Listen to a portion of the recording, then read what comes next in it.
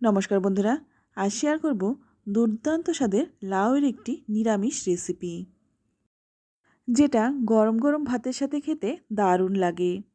আর এটা বানানোও কিন্তু একদমই সহজ। সামান্য কিছু ঘরোয়া মশলায় এটা বানিয়ে নিতে পারেন। খেতে অসাধারণ হয়। বলা যেতেই পারে একদম স্বাস্থ্যকর হেলদি একটি নিরামিষ রান্না। তো চলুন তাহলে দেখে নেওয়া যাক। তো রান্নাটা করার জন্য এখানে নিয়েছি একদম কচি একটি লাউ। তো এখান থেকে আমি অর্ধেকটা কেটে নিলাম।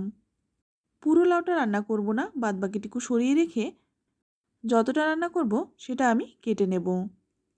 তবে আমার যতটা লাগছে ততটা আমি নিয়ে নিলাম, আপনারা কিন্তু আপনাদের পছন্দ মতো নিয়ে নেবেন। তো লাউটা আমি কেটে নিয়েছি, দেখুন একদম পাতলা পাতলা করে, একটু লম্বা লম্বা করেই কেটেছি।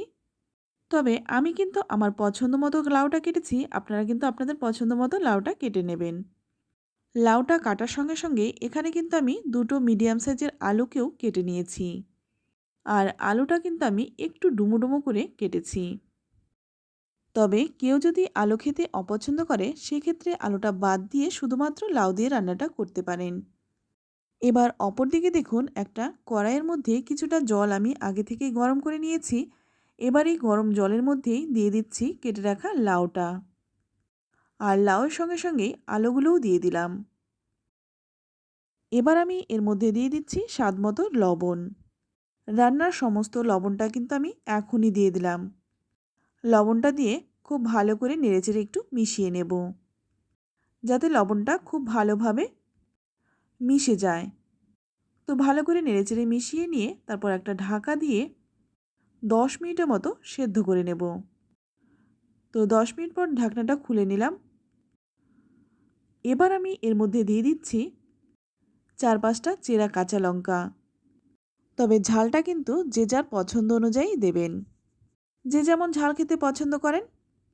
লঙ্কাটা দিয়ে খুব ভালোভাবে নেড়েচেড়ে মিশিয়ে নিচ্ছি। তো ভালো করে নেড়েচেড়ে মিশিয়ে নেওয়ার পর এখন কিন্তু আর ঢাকা দেব না, এইভাবেই 5 মিনিট ফুটিয়ে নেব। আর এই রান্নাটা হবে একদম বিনা মশলায়।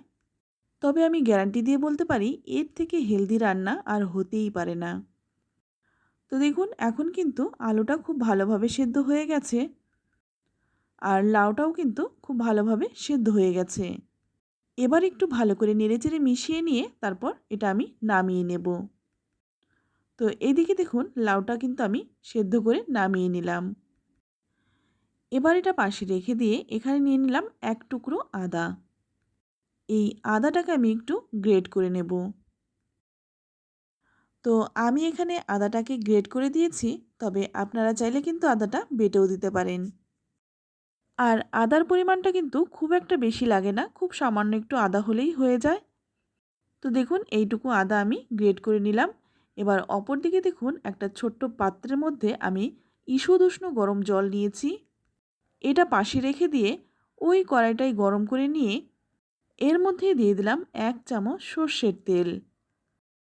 তেলটা যখন খুব ভালোভাবে গরম হয়ে যাবে তখন দেখুন এখানে আমি নিয়েছি বেশ কিছুটা মটর ডালের বড়ি। আমি এখানে মটর ডালের বড়িটা নিয়েছি, তবে আপনারা চাইলে কিন্তু বিউলি ডালের বড়িটাও নিতে পারেন। এবার এই ডালের বড়িটাকে খুব ভালো করে লাল লাল করে ভেজে নেব। তো দেখুন বড়িটা কিন্তু খুব ভালোভাবে ভাজা হয়ে গেছে। এবার আমি বড়িটাকে তুলে নিয়ে যেই গরম জলটা আমি করে রেখেছিলাম সেই জলের মধ্যে বড়িটা দিয়ে দিলাম। তারপর এর মধ্যে দিয়ে দিলাম সামান্য একটু লবণ। লবণটা দিয়ে খুব ভালোভাবে নেড়েচেড়ে মিশিয়ে নেব। এবার এটা পাশে রেখে দিয়ে বড়িটা ভেজে নেওয়ার পর যেই বাদবাকি তেলটুকু ছিল সেই তেলের মধ্যে ফোড়নে দিয়ে দিচ্ছি 4টে শুকনো লঙ্কা। শুকনো লঙ্কাটাকে একটু তেলের মধ্যে নেড়েচেড়ে নিয়ে এবার এর মধ্যে দিয়ে দিচ্ছি হাফ চামচ কালো সর্ষে। এখানে আমি কালো সর্ষেটা দিলাম, আপনারা চাইলে কিন্তু হলুদ সর্ষেটাও দিতে পারেন। সর্ষেটাকে একটু নেড়েচেড়ে নিয়ে এখানে যে গ্রেট করে রেখেছিলাম আদাটা, সেই আদাটা দিয়ে দিলাম। তো আদাটাকে একটু নেড়েচেড়ে নিচ্ছি। আদার কাঁচা গন্ধটা চলে যাওয়া পর্যন্ত আদাটাকে একটু ভেজে নিচ্ছি। আদার কাঁচা গন্ধটা চলে গেলেই এখানে যেই সেদ্ধ করে রেখেছিলাম লাউটা আমি ঢেলে দেব। তো সম্পূর্ণটাই ঢেলে দিলাম।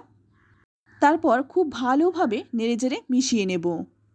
যখন এই লাউটা দেবেন তখন কিন্তু এইভাবে অনবরত নাড়াচাড়া করতে হবে। এতে করে লাউ আলু এগুলো কিন্তু একটু ভাঙা ভাঙা হবে আর ভালোভাবে মিশেও যাবে।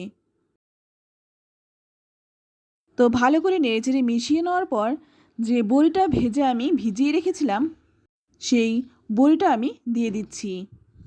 তো সম্পূর্ণ বড়িটা আমি জল সমেত দিয়ে দিলাম। তারপর এর মধ্যে দিয়ে দিচ্ছি খুব সামান্য একটু চিনি। আর এইটুকু চিনি দেওয়ার কারণে কিন্তু রান্নাটা মিষ্টি হবে না, খেতে ভালো লাগবে। তো সব কিছু দিয়ে খুব ভালোভাবে নেড়েচেড়ে মিশিয়ে নিচ্ছি। এই রান্নাটা যেমন চটজলদি হয়ে যায় তেমনি কিন্তু খেতেও সুস্বাদু হয়। আর লাউ কিন্তু খাওয়াও আমাদের শরীরের পক্ষে ভীষণই ভালো। তবে এই রান্নাটা কিন্তু যারা ডায়েট করছেন তারাও খেতে পারেন, আবার বাড়িতে যদি কেউ অসুস্থ থাকে তাদেরকেও কিন্তু এই রান্নাটা করে দিতে পারেন যদি তাদের লাউ খাওয়া চলে। তো এখন কিন্তু রান্নাটা প্রায় হয়েই এসছে। এবার নামানোর আগে দিয়ে দিলাম বেশ কিছুটা ধনেপাতা। যেহেতু এই রান্নাতে কোনো রকম মশলা পড়েনি তাই নামানোর আগে যদি এই ধনেপাতাটা দেওয়া হয় তাহলে এর স্বাদ গন্ধ দুটোই বেড়ে যাবে, খেতেও ভালো লাগবে। তো ধনেপাতাটা দিয়ে ভালো করে নেড়েচেড়ে মিশিয়ে নিয়ে 1 মিনিট একটু ফুটিয়ে নিলাম, তারপর নামিয়ে নেব। দেখতে যেমনই হোক এর পুষ্টিগুণ আর স্বাদ দুটোই কিন্তু অসাধারণ। লাউ তো অনেকেই অনেক রকমভাবে রান্না করে খান, তবে এই রকম একদম বিনা মশলায় রান্নাটা করে দেখুন। এটা খেতেও যেমনি সুস্বাদু হয়, খাওয়াও কিন্তু ভীষণই ভালো। তো বন্ধুরা, রেসিপিটি কেমন লাগলো অবশ্যই কমেন্টে জানাবেন। ভালো লাগলে লাইক কমেন্ট শেয়ার করবেন। আর আপনি যদি আমার চ্যানেলে নতুন হয়ে থাকেন চ্যানেলটা সাবস্ক্রাইব করে নেওয়ার অনুরোধ রইল। তো আজ এই পর্যন্তই, আবারও নিয়ে আসবো অন্য কোনো নতুন রেসিপি। ততক্ষণ সকলে ভালো থাকবেন, সুস্থ থাকবেন, সকলকেই ধন্যবাদ।